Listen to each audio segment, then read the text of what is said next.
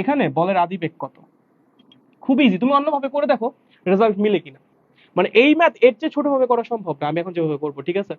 এইভাবে করলে পরীক্ষায় অবশ্যই ভুল মার্কসই পাবা। তোমরা কেউ ভাইবেন এটা কোনো শর্টকাট নিয়ম, এটা কোনো শর্টকাট নিয়মই না। এটা একদম কারেক্ট নিয়ম, বলা যায় মানে পারফেক্ট নিয়ম। মানে হুদায় অতিরিক্ত কোনো কিছু নাই, অতিরিক্ত ক্যালকুলেশন নাই, একদম পারফেক্ট ক্যালকুলেশন দিয়ে পারফেক্ট রেজাল্ট বের করা, ঠিক আছে? আপনি চাইলে অন্য নিয়মে করতে পারেন, করে দেখতে পারেন আমার সাথে আপনার অ্যান্সার মিলে কিনা। ঠিক আছে, চলেন আমি অ্যান্সার করতেছি। দেখেন এখানে বলটার একটা আদিবেগ আছে, বলের আদিবেগ কত? 50 মিটার/সেকেন্ড। সেটা কোন দিক কাজ করছে? উপরের দিক কাজ করছে। গ্র্যাভিটি আছে 9.8 মিটার/সেকেন্ড স্কোয়ার, সেটা কোন দিক কাজ করছে? নিচের দিক কাজ করছে। ভুল যেটা হয় সেটা হলো ভাইয়া বলের সরণ কত। এই যে বলটাকে আমি উপরে নিক্ষেপ করলাম, বলটা আবার ঘুরে এসে নিচে এসে পড়লো, এখানে বলটার সরণ কত? এখানে ম্যাক্সিমাম পোলাপান ভুল করে। এখানে বলের সরণ হবে অবশ্যই অবশ্যই 100 মিটার, এবং সেই সরণ হবে নিচের দিকে।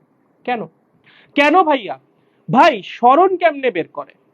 আদি বিন্দু আর শেষ বিন্দুর মধ্যবর্তী সরল রৈখিক দূরত্বকেই সরণ বলে। বস্তু কোন পথে কোন দিক দিয়ে ঘুরে টুরে কোন জায়গায় গেছে তার উপর সরণের মান ডিপেন্ডই করে না। সরণের মান শুধুমাত্র ডিপেন্ড করে বস্তু শুরুতে কোথায় ছিল আর বস্তু শেষে কোথায় গেছে।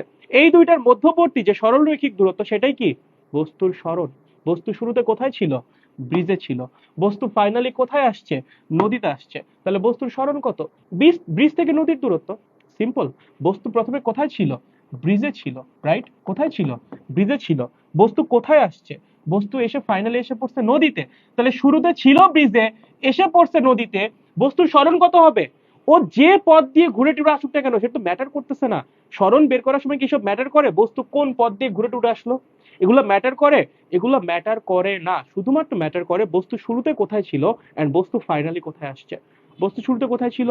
ব্রিজের উপর। ফাইনালি কোথায় আসছে? নদীতে। তাহলে সরণ কত হবে? ব্রিজ আর নদীর মধ্যবর্তী দূরত্ব, দ্যাট মিন্স 100 মিটার। এবং সরণের ডিরেকশন কেন নিচের দিকে? কারণ আমরা জানি সরণ সবসময় আদি বিন্দু থেকে শেষ বিন্দুর দিক কাজ করে। বস্তু শুরুতে ছিল ব্রিজে, তার মানে আদি বিন্দু ব্রিজে, বস্তু ফাইনালি গেছে কোথায়? নদীতে, তার মানে শেষ বিন্দু নদীতে। তো সরণের ডিরেকশন হবে ব্রিজ থেকে নদীর দিকে, দ্যাট মিন্স নিচের দিকে। বুঝছো? এখন তুমি তোমার ইচ্ছা মতো একটা দিককে ধরো প্লাস আর একটা দিককে ধরো মাইনাস। ফর্মুলা লেখো, h is equals to ut plus half gt squared. h এর মান কত? 100। h কোন দিক কাজ করছে? নিচের দিক কাজ করছে। নিচের দিকটাকে কি ধরছো তুমি? মাইনাস। তোমার ইচ্ছা, তুমি চাইলে নিচের দিকটাকে প্লাসও ধরতে পারো, কোনো সমস্যা নেই, ঠিক আছে? আমি নিচের দিকটাকে কি ধরছি? মাইনাস ধরছি। যেহেতু সরণ নিচের দিকে কাজ করছে এবং আমি নিচের দিকটাকে মাইনাস ধরছি, তার জন্য সরণের মান কি বসাবো? -100 ইজ ইকুয়ালস টু আদিবেগ ইউ কত? 50। কোন দিক কাজ করছে? উপরের দিকে। যেহেতু উপরের দিক কাজ করছে, উপরের দিকটাকে আমরা কি ধরেছি? পজিটিভ ধরেছি। তার জন্য আদিবেগের মান কি বসাবো?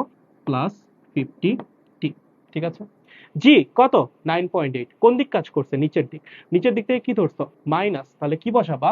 -9.8, দ্যাট মিন্স -4.9t স্কয়ার। তাহলে যদি আমি একবার এই পাশে নিয়ে আসি, 4.9t square -50t -100 is equals to 0। ক্যালকুলেটরে ক্যালকুলেশন করো, দেখো টি এর মান কত আসে। দ্বিঘাত সমীকরণ সলভ করো, দেখো টি এর মান কত আসে। 4.9 -50 -100 কত আসে? 11.91 সেকেন্ড।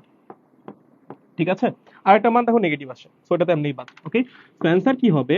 11.91 সেকেন্ড। এই এত সেকেন্ড পর বা এত সময় পর আমাদের বলটা কি হবে? নদীতে গিয়ে পড়বে। তুমি অন্য যে কোনো নিয়মে করে দেখো রেজাল্ট এইটাই আসবে, বাট এর চেয়ে ছোট ভাবে তুমি আর এই ম্যাথ করতে পারবা না।